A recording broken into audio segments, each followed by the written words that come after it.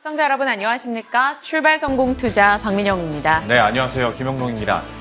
저희가 오프닝 때 종종 하는 말이 어떤 감정이입이라는 겁니다. 네. 그러니까 저희들도 브리핑을 해드리고 투자 전략을 짜다 보면 그 주가의 흐름들과 또 우리 시청자 여러분들의 그 기분과 동조화가 많이 됨을 느끼는데 네. 최근 들어서 저희가 공모주와 관련해서도 전략 많이 짜드렸고요. 오늘 또 마침 카카오뱅크가 상장하는 날이다 보니까 제가 배정을 받은 것도 아닌데 괜히 좀 떨리더라고요. 저도 조금 긴장돼서 네. 오늘 개장이 어떤 흐름을 보일까 상당히 궁금하기도 하고요. 네. 또 저희가 바이오 쪽 관련해서 좀 선제적인 전략을 많이 짰었잖아요. 그렇죠. 지난주 유창희 대표도 그랬고 어제 또 글로벌 백신 허브화를 위해서 백신 보고 전략 대회 뭐 이런 소식도 전달되면서 관련한 종목군들의 흐름도 장중에 좀 변동을 보이기도 했었습니다. 그러다 보니 저희가 이슈를 짜고 기업에 대한 이야기를 해나가면서 거기에 좀 더 몰입하게 되는 것 같은데요. 오늘은 또 이를 위해 뚜껑 열리고 어떤 대비책을 세워야 될까 여기에 좀 집중을 해야겠죠. 그렇죠. 일단 우리의 기분이 좋으려면 상승하는 게 제일 좋겠지만 만약 그렇지 않다 하더라도 대응 전략만 잘 세운다면 이 시장을 활용할 수 있지 않을까 싶은데요. 네. 그러면 이슈들 하나하나 살펴보면서 그 대응 전략 체크를 해보도록 하겠습니다. 첫 번째는 당연히 카카오뱅크 얘기부터 하도록 하죠. 희망편. 희망회로 한번 돌려보면 일단 지금 공모가 기준으로 봤을 때 그대로 상장을 하게 된다면 시가총액 기준으로 했을 때 금융주 중에서 3위로 딱 올라서게 되고요. 만약에 공모가 기준으로 이렇게 그대로 상장을 했는데 장중에 17%가 상승한다. 네. 혹은 공모가 대비 17% 상승해서 시작한다. 그러면 금융업 내에서 대장주로 등극을 하게 됩니다. 은행, 비은행 부분 영위하고 증권사까지 가지고 있는 금융지주사를 네. 한 번에 그냥 뛰어넘는 거고요. 공모가 대비 만약에 2배 달성을 했다. 그러면 코스피 시가총액 11위까지 올라갔고요. 쉽진 않겠지만 따상까지 간다면 시가총액 10위. 현대차가 만약에 힘이 없다라는 안 좋은 전제하에 9위까지도 노려볼 수 있는 희망회로를 돌려볼 수 있죠. 김영로 앵커는 어느 쪽에 좀 더 무게가 있어요? 노코멘트 하겠습니다. 맨날 이런 건 노코멘트. 왜냐면 네. 제가 더 하고 싶은 말은 다음 장에 있거든요. 상장 시나리오 불안편입니다. 기업 가치 정당화 위해서는 시간이 필요하다. 지금 책정돼 있는 기업 가치를 그대로 다 소화해내려면 시간이 필요하다는 게 증권가에서 나오고 있는 얘기고요. 성장률이나 그리고 사업성도 확인해야 될 필요가 있다. 결국에는 카카오뱅크 플랫폼이다라고 이 표현을 하는 증권사들도 많고요. 공모가에 지금의 기대감들이 이미 다 선반영이 돼 있고 그리고 첫날에 유통 물량이 적지 않기 때문에 여기에 대한 부담감도 충분히 있을 것이다라는 얘기를 하는데요. 보다 구체적으로 제가 숫자로 한번 정리를 해봤거든요. 네. 지난번에 크래프톤의 의무 보유 확약 비율을 제가 한번 정리를 해드렸던 적이 있었는데 카카오뱅크도 똑같은 형식으로 한번 정리해봤거든요.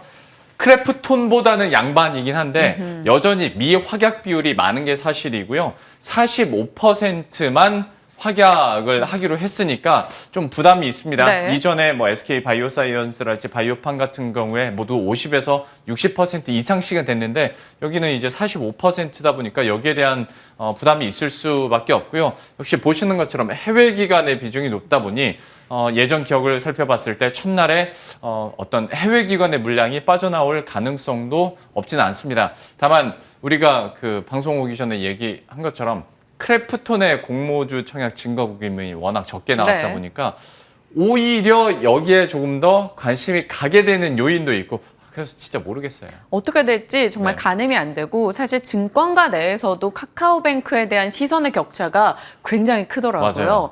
맞아요. 보통 증권가는 대략의 어느 정도 한 목소리를 내기 마련인데 고평가다라는 목소리도 있고 또 그에 못지않게 그래도 금융 플랫폼으로서의 확장을 보는 은행주다. 네. 그래서 가치평가 좀 높게 줘도 돼라는 목소리도 있기 때문에 궁금해집니다. 장기적으로 봤을 때는 다들 좋게 보는 것 같은데 문제는 그 첫날이잖아요. 첫날. 그렇죠. 그게 참 근데 또 단기 수급으로 좀 기대할 요소가 하나 더 있는 게 네. 만약에 지금 15,500원 선의 주가 수준이 15일간 유지되면 네. 코스피 200에 또 12월 조기 편입이 가능하죠. 그렇죠. 네. 그러면 또 패시브 자금 유입 이런 이슈가 있으니까 진짜 모르겠네요. 그리고 일단 그러니까 오늘 하루 전략을 어떻게 짜야 될지 그리고 15일 전략 한 달 전략, 중장기 전략 어떻게 짜야 될지 이것도 계속 우리는 이 시간 통해서 고민을 해드리도록 네. 하겠고요.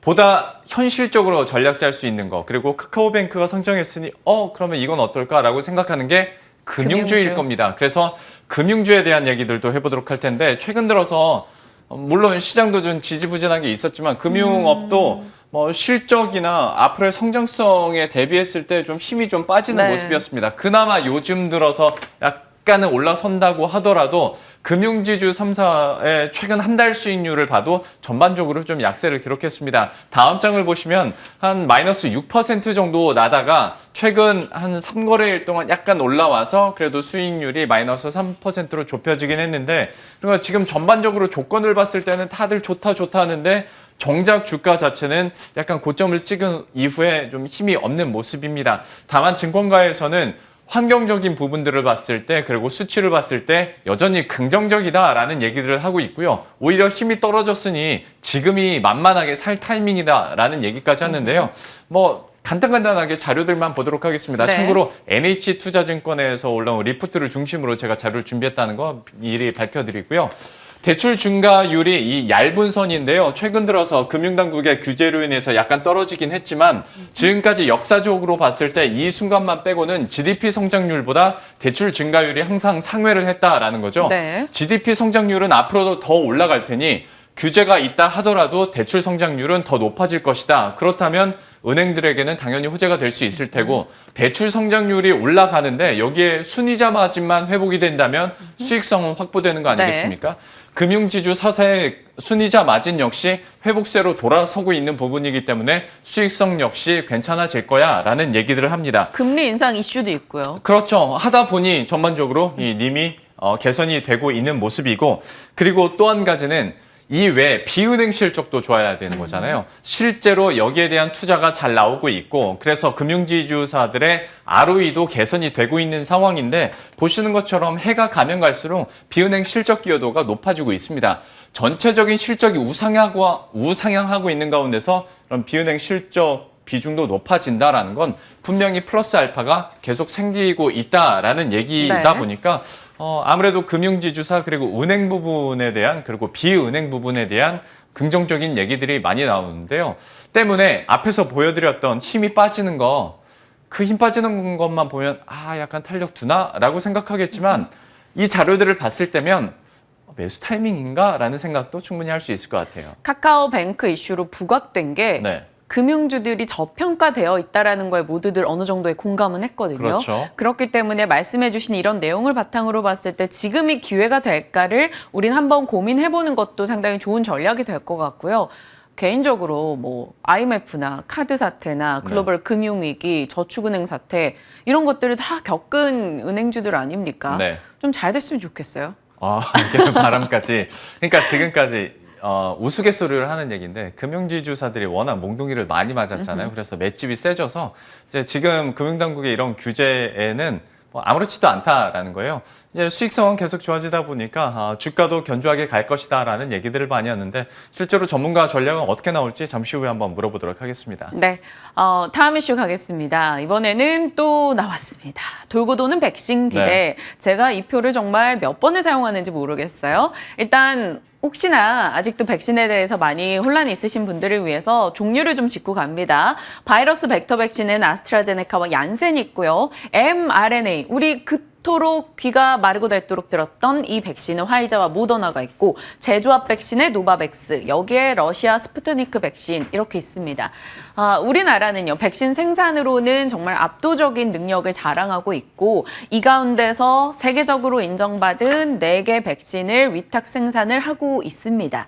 그런 우리나라가 백신으로는 지금 글로벌 위상 한 9위 정도라고 하는데요. 어제 나왔던 정부의 주요한 내용은 글로벌 백신 5위권까지 올라가자라는 거였습니다. 반도체, 배터리, 그리고 백신을 국가의 집중적인 산업으로 육성해 나가겠다라는 의지였고요. 그를 위해서 5년간 2조 원 정도의 자금을 투입하겠다라고 밝혔습니다.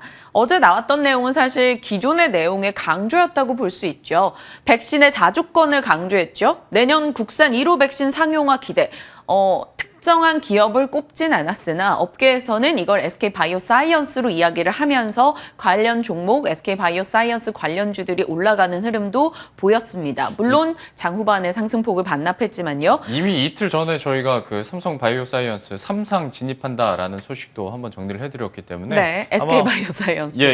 스토리텔링이 그대로 좀 되시지 않을까 싶어요. 네, 그리고 삼성 바이오로직스 8월 모더나 완제품 시생산 8월 이래서 8월인가부터 생각했는데 다음 주 안에 이제 나온다는 얘기니까 좀 지목해봐야 되는 거고요. 추가되는 뉴스는 백신 관련해서 계속 많습니다. 일단 뭐 지금으로서 시장에서 가장 많이 바라보고 있는 게 SK바이오사이언스와 삼성바이오로직스인데요. 관련한 소식들 짚어보면 뭐 많아요. SK바이오사이언스는 국산 백신 임상 3상 계획 빠르면 다음 주에 승인 난다라고 하고요. 네. 정부랑 계약한 노바백스 4천만 회분 매출이 하반기에 이제 실적 반영되고 또 EU와 노바백스 성구매 2억 회분 계약 합의했다라는 소식에 위탁 생산하고 있는 SK바이오사이언스, DR잼, 캐몬 등의 종목들 많이 거론이 됐죠. 삼성바이오로직스도 모더나 완제품 시생산한다라는 것과 함께 어제 또 추가된 소식이 코로나 치료제 이 생산해서 수출한다라는 소식이 위탁 생산 받은 거 또 들려왔습니다. 뭐 이런 이슈가 많으니까 좀 주가도 부스터샷을 받을지 사실 부스터샷에 대한 이야기가 많이 나오면 CM 업체들은 또 당연히 호재가 되기 때문에 그렇죠. 관련해서 좀 봐야 될 것 같고요. 어제 시간 외에서도 바이오 관련 종목들이 올랐습니다. CM 업체 올랐고 mRNA 그리고 콜드체인지 올랐는데요.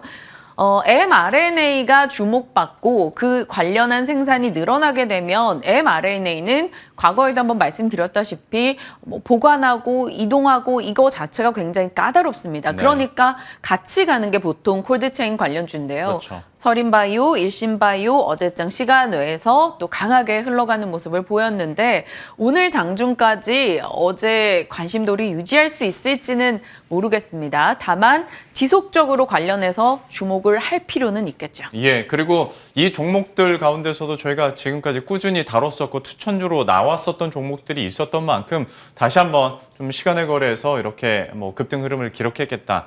전략 업데이트를 해보도록 할 텐데요. 네. 바로 전문가와 함께 이 전략 세워보도록 하겠습니다.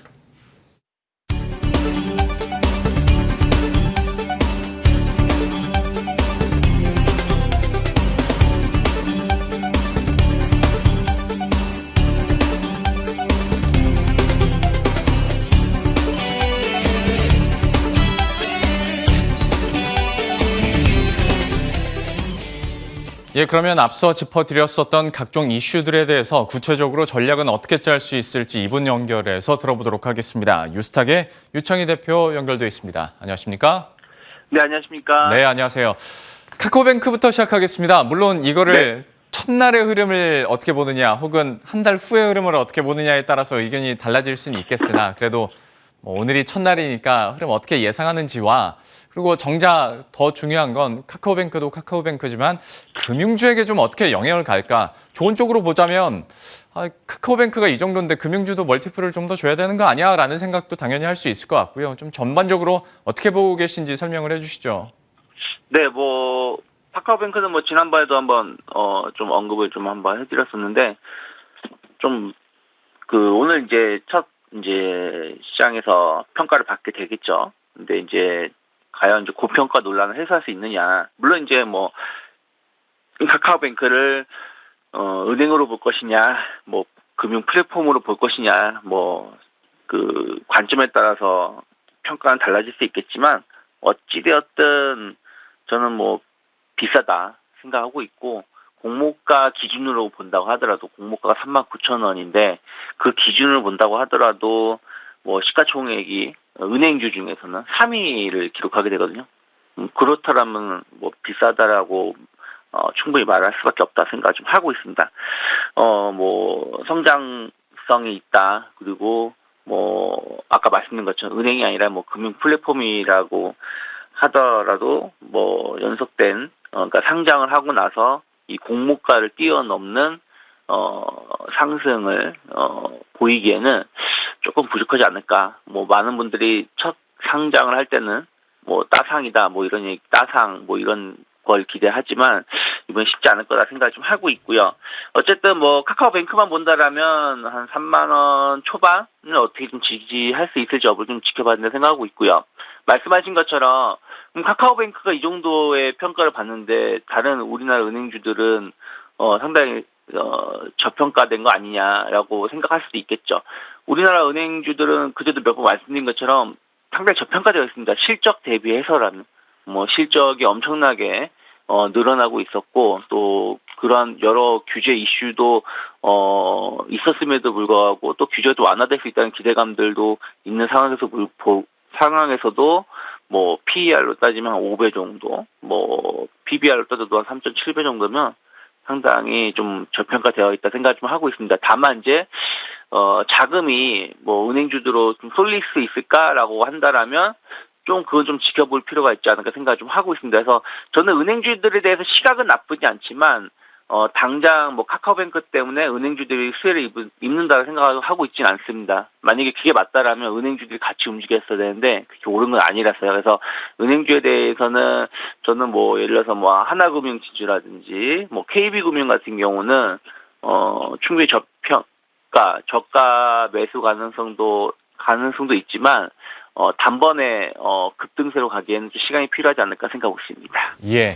카카오뱅크 이슈 때문에 올라가기는 이거는 미지수지만 그래도 어떤 저평가 매력을 봤을 때 실적을 기반으로요. 금융주에 대해서는 역시 긍정적으로 얘기를 좀 해주셨고 지난번에도 하나금융지주 얘기했었는데 역시 다시 한번 언급이 된 만큼 좀 더 시간을 두고 금융주에 대해서도 한번 지켜보도록 하겠습니다. 일단 카카오뱅크와 금융주에 대해서는 이 정도로 마무리 짓고요.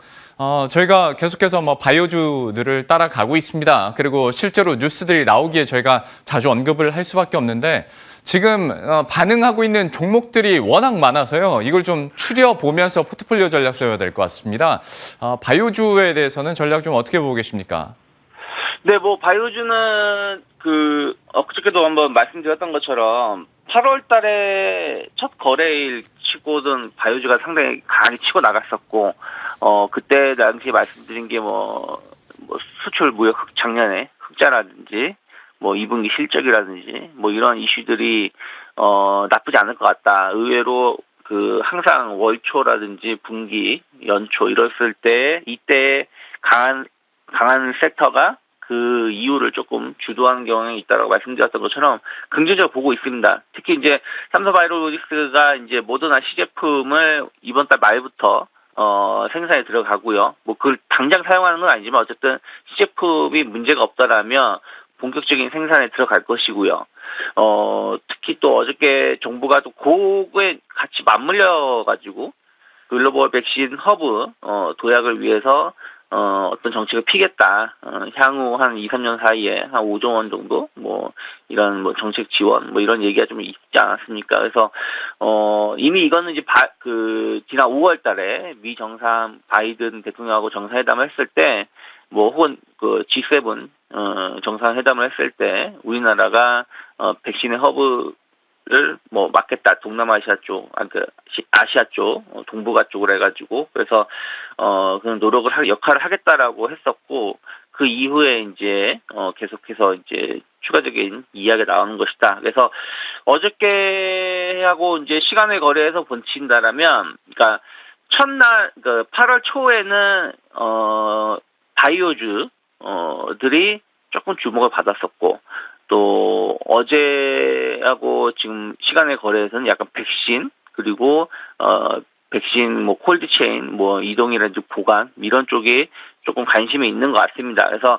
뭐 저는 뭐 조금 이제 구분을 해야 된다라면 어찌됐든 이제 백신 개발 쪽으로 해가지고 정부가 계속해서 정책 지원을 좀 할 것이고 또 한 달 전쯤인가요? 뭐 그때도 한번 백신 관련해서 국내 우리나라 기업이 백신의 임상 3상이라든지 이러한 부분들에 좀 강점이 있는 기업들 뭐 그런 것을 한번 얘기를 해드렸었는데 뭐 큰 흐름의 변화는 없습니다. 여전히 뭐 실적을 좀 봐야 되고 앞으로 성장 가능성 이런 것을 좀 지켜본다라면 말씀드렸던 삼성바이오로직스 여전히 긍정적으로 보고 있고요. 꼭 뭐 모더나 이슈가 아니라고 하더라도 삼성바이오로직스의 CMO 시장 성장에 대한 어떤 기대감들은 계속 긍정적으로 생각하고 있고요.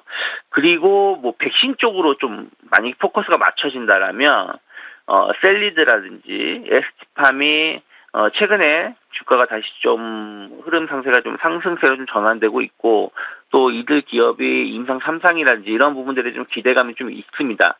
물론 이제 가장 큰 1등 기업은 SK바이오사이언스이긴 하지만 최근에 주가가 좀 많이 오른 부분들이 좀 있어서 다른 쪽으로 해가지고 이런 뭐 셀리드라든지 에스티팜 이런 쪽으로 해가지고의 약간 분산된 투자 수요가 있지 않을까 생각하고 있습니다. 예, 삼성 바이오로직스와 셀리드, 에스티팜 참 많은 바이오 종목들 가운데서 이렇게 세 개 또 관심주로 꼽아줬으니까요. 저희들도 이 세 종목에 대해서는 조금 더 유심히 그 흐름들 따라가 보도록 하겠습니다. 두 가지 이슈 이렇게 마무리 짓고 바로 코너 속의 코너로 넘어가 보도록 하겠습니다. 오늘의 창의 스픽 보여주시죠. 델타 변이에 하락한 소비주 얘기. 요즘에 아무래도 경기 회복 이후에 정상화 이후의 종목들에 대해서 포커스를 많이 두고 계신데 이번에는 그러면 좀 어떤 전략과 어떤 아이디어 갖고 계신 겁니까? 네, 최근에 흐름을 보시면 그 미국 증시라든지 유럽 증시가 상당히 안정적인 흐름을 좀 보여주고 있습니다. 그 뭐라 그럴까요?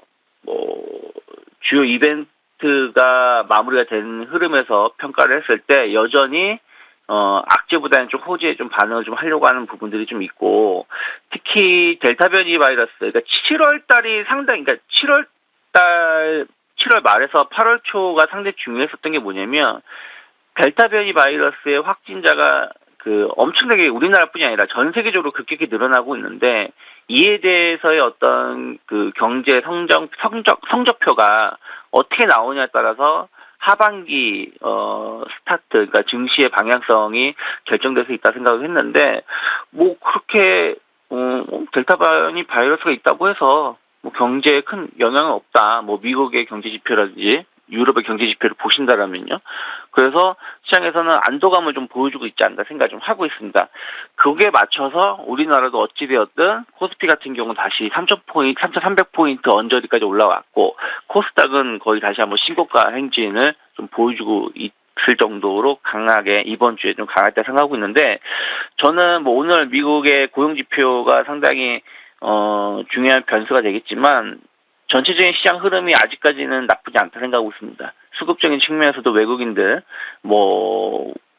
화수 흐름을 보신다라면 현선물 쌍끌이 매수세, 그러면서 삼성전자가 다시 83,000원을 순간적으로 회복하기도 했었고요. 그래서 지금 일단은 성장주 쪽으로 해서 IT 관련된 쪽으로 해가지고 집중적인 매수가 유입이 되고 있는데, 반면에 미국 증시 흐름을 보신다라면 IT 쪽하고 약간 이제 경기 정상화에 대한 어떤 기대감들, 그런 쪽으로 해가지고 소비주들이 좀 강하게 좀 매수가 유입되는 것을 좀 체크해 볼 수 있거든요. 우리나라도 그러니까 그저께죠. 죄송합니다. 수요일에 항공주나 여행주나 소비주들이 한번 움찔했습니다. 꿈틀거렸습니다. 그리고 어저께 조금 행보세를 보여줬는데, 이게 반짝 상승일지 아니면 추세 전환일지는 저도 아직 확신은 못 드리겠지만, 만약에 증시가 최근 한 2, 3주 정도의 행보세 혹은 2, 3주 정도의 어떤 관망세를 이겨내고 좀 단기 상승 쪽으로 좀 전환이 된다라면, 어쨌든 최근에 가장 델타 변이 바이러스로 인해서 가장 타격을 입었었던 섹터라든지 뭐 혹은 또 소비주들이 또 단기 조정에 대한 어떤 메리트 이런 것들이 좀 형성이 된다라면 추가적인 수급이 좀 들어올 수 있지 않을까 생각을 좀 하고 있습니다. 그래서 이거 추세로 간다는 뜻이 아니라 한번 이게 좀 전환 가능성, 뭐 시장에서 재평가 가능성을 염두에 놓고 한번 선 진입을 해보면 어떨까 생각을 좀 하고 있어서 소비주들을 좀 주목해 보시면 좋다 생각하고 있는데, 일단은 뭐 여행 관련된 종목군들, 특히 뭐 최근에 렌터카 뭐 차량이 없어서 뭐 엄청 비싸다라고 할 정도가 있기 때문에 SK 렌터카 좀 주목해 보시면 좋다 생각하고 있고, 또 대한항공 뭐 당장 뭐 해외여행 간다는 뜻은 아니지만 어쨌든 앞으로 연말 해외여행 재개에 대한 기대감들, 이런 실적에 대한 기대감들, 뭐 대한항공 충분히 추가적인 상승 기대할 수 있고요. 그리고 뭐 힐라홀딩스라든지 뭐 토비스, 그러니까 각각의 섹터 내에서, 그러니까 예를 들어서 뭐 여행이냐 아니면은 의류 소비 관련된 거냐, 뭐 이런 쪽에 대해서 좀 강점을 갖고 있고 약간 대장주 성격을 갖고 있는 기업들이 먼저 치고 움직였기 때문에 이들 기업을 중심으로 해서 한번 주목해 보시면 좋지 않을까 생각하고 있습니다. 좀 조정을 받았었던 소비주를 중심으로 SK렌터카, 휠라홀딩스, 토비스 그리고 대한항공 같은 경우에는 저희가 어제 이 시간 통해서도 한번 관심주로 공략을 해드렸었는데 역시 다시 한번 언급이 된 만큼 더 관심 있게 지켜보도록 하겠습니다. 자, 이렇게 해서 두 가지 이슈들과 또 코너 속의 코너까지 맞춰봤고요. 뉴스탁의 유창희 대표와 함께했습니다. 오늘 말씀 고맙습니다. 네, 고맙습니다.